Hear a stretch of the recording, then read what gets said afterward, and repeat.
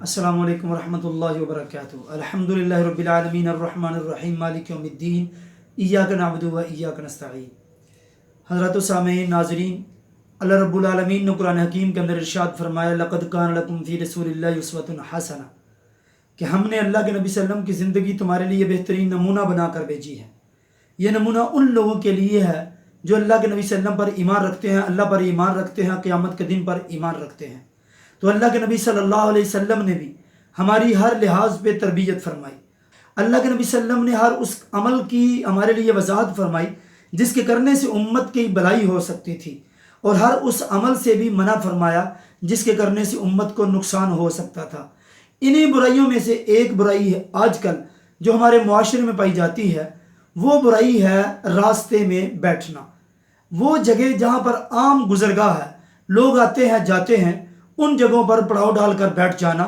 جیسے ہمارے معاشرے میں بھی یہ چیز بہت زیادہ پائی جاتی ہے۔ اور اسی راستے کے حوالے سے اللہ کے نبی صلی اللہ علیہ وسلم نے یہ بھی فرمایا کہ جب کسی انسان نے اپنی حاجت پوری کرنی ہو، کوئی انسان راستے کے اندر بیٹھ کر پیشاب نہ کرے۔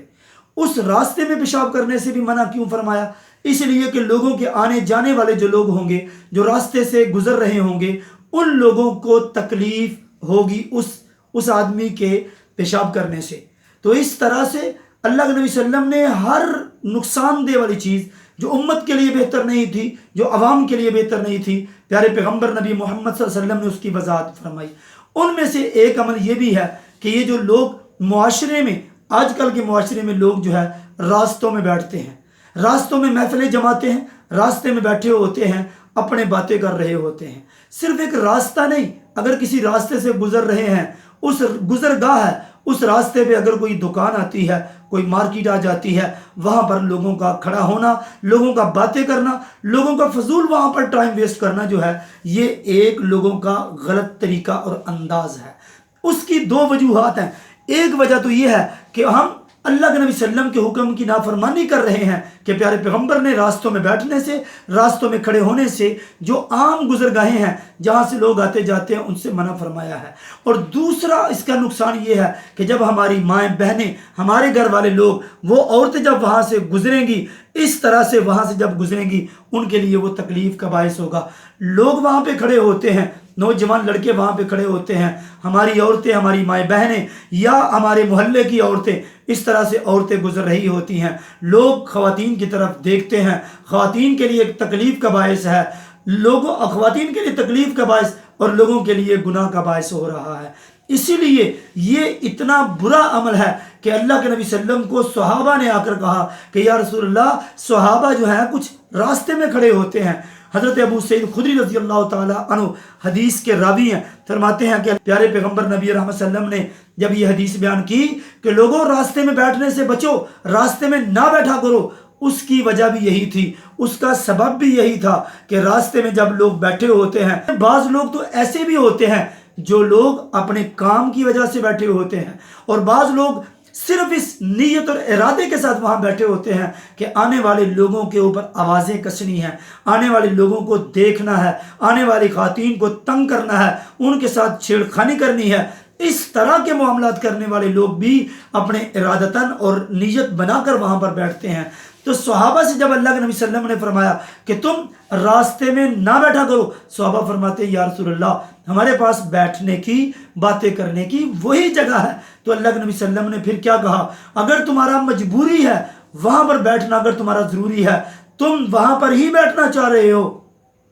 تمہاری بیٹھنے کی جگہ ہے، وہ مجبوری ہے، پھر تم ایسا کیا کرو، راستے میں بیٹھنے کا حق ادا کیا کرو۔ صحابہ نے پوچھا یا رسول اللہ، راستے میں بیٹھنے کا حق کیا ہے؟ تو صحابہ کرام کے اس سوال پر اللہ کے نبی صلی اللہ علیہ وسلم نے فرمایا جب تم راستے میں بیٹھو گے تو سب سے پہلے تمہارا حق یہ ہے کہ تم اپنی نگاہوں کی حفاظت کرو، اپنی نگاہوں کو نیچے کر لو۔ لیکن ہمارے یہاں کیا ہوتا ہے؟ ہم نگاہوں کو بلند کر کے رکھتے ہیں، آنے جانے والے کو دیکھتے ہیں، کون آ رہا ہے، کون جا رہا ہے، عورتوں کو دیکھ رہے ہوتے ہیں، لوگوں کو دیکھ رہے ہوتے ہیں۔ پھر اس دیکھنے کے بعد ہم اپنی طرف سے قیافے لگا رہے ہیں، اپنی طرف سے سوچ بنا رہے ہیں، اپنی طرف سے باتیں بنا رہے ہیں، اپنے خیالات میں لے کے آ رہے ہیں، یہ فلاں جگہ سے آ رہے ہیں، فلاں جگہ پہ جا رہے ہیں، جیسا کہ جس کے بارے میں اللہ کے نبی صلی اللہ علیہ وسلم نے منع فرمایا۔ آقا علیہ الصلوۃ والسلام فرماتے ہیں حسن الظن حسن العبادہ، بہترین گمان کسی کے بارے میں کرنا وہ بہترین عبادت ہے۔ یعنی سب سے اچھی عبادت کیا ہے؟ ہر اپنے مسلمان بہن بھائی کے بارے میں اچھا گمان کرو۔ جب ہم راستے میں بیٹھیں گے، لوگوں کو آتے جاتے دیکھیں گے، لوگوں کے اوپر نظر ڈالیں گے، تو ہم اپنے ذہن میں اپنے تصورات اور خیالات کو لے کر آئیں گے، جس کے ذریعے سے ہم اپنی مرضی سے سوچیں گے یہ آدمی فلاں برائی کر کے آ رہا ہوگا، یہ فلاں برائی پہ جا رہا ہوگا، یہ فلاں جگہ سے آ رہا ہے، فلاں جگہ سے آ رہا ہے۔ اللہ کے نبی صلی اللہ علیہ وسلم نے فرمایا سب سے پہلا حق یہ ہے کہ اس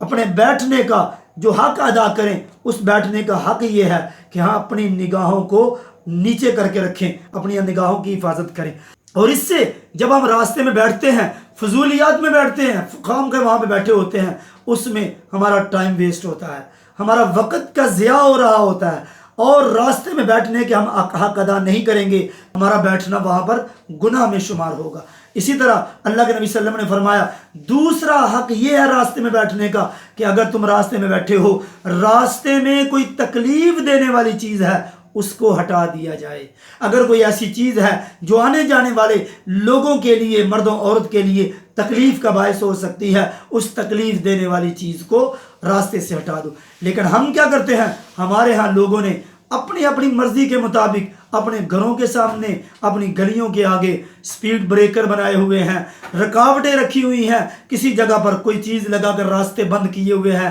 ان کو یہ احساس نہیں ہوتا کہ آنے جانے والے مسلمانوں کے لیے تکالیف ہو رہی ہیں، ان کے لیے مصیبت بن رہی ہے، ان کے لیے پریشانی کا باعث بن رہا ہے۔ اس لیے اللہ کے نبی صلی اللہ علیہ وسلم نے فرمایا راستے کا دوسرا حق یہ ہے کہ تکلیف دینے والی چیز کو دور کر دیا جائے۔ اور تیسرا حق راستے میں بیٹھنے والوں کا یہ ہے کہ آنے جانے والوں کے سلام کا جواب دیا کرو۔ جو آتے ہیں اس کو جواب دو اگر کوئی سلام کرتا ہے، جیسا کہ اللہ کے نبی صلی اللہ علیہ وسلم فرماتے ہیں جو سوار ہے، جو گھوڑے پہ سوار ہے، گاڑی پہ سوار ہے، وہ پیدل چلنے والے کو سلام کرے، اور جو پیدل چل رہا ہے وہ بیٹھے ہوئے کو سلام کرے، اور بیٹھے ہوئے کا یہ حق بنتا ہے جب اسے سلام کی جائے تو اسے جواب دیا جائے۔ یہ نہ سوچے سلام کرنے والا کون ہے، اس کو جواب دینا ضروری ہے کہ نہیں ہے، یہ جواب دینا ضروری ہو کہ نہ ہو، تمہارا جاننے والا ہو کہ نہ جاننے والا ہو، تم اس کو کس نیت سے جواب دے رہے ہو۔ تمہاری نیت یہ ہونی چاہیے کہ میرے نبی کا فرمان ہے کہ راستے کا حق ہے، جب راستے میں بیٹھو